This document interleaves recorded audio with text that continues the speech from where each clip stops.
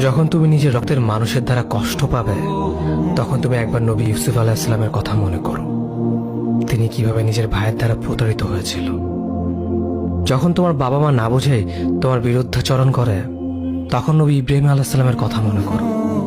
তার বাবা তাকে আগুনে নিক্ষেপ করায় ভূমিকা রেখেছিল।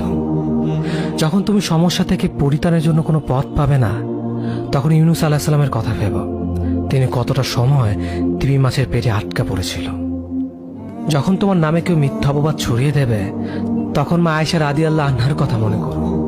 তার নামে পুরো শহর জুড়ে কুৎসা রচনা করা হয়েছিল।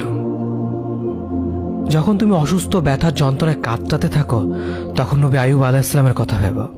তিনি ভয়ঙ্কর এক ভাইরাসজনিত রোগে আক্রান্ত হয়ে তোমার থেকে বেশি কষ্ট পেয়েছিল। যখন তুমি দিনের কোনো বিধান নীতিতে যুক্তি খুঁজে পাও না, তখন নবী নূহ আলাইহিস সালামের কথা ভেবো। তিনি কোনো প্রশ্ন ছাড়াই মরুভূমিতে নৌকা তৈরি করেছিল।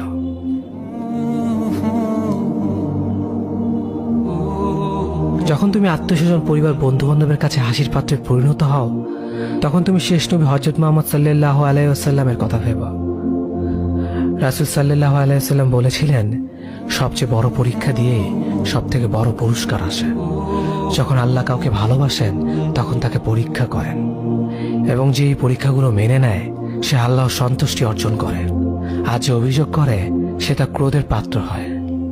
হে আল্লাহ, তোমার কথা মনে করা, তোমার প্রতি কৃতজ্ঞ হওয়ার এবং তোমার ইবাদত করার তৌফিক আমাদের দান করো। আমিন।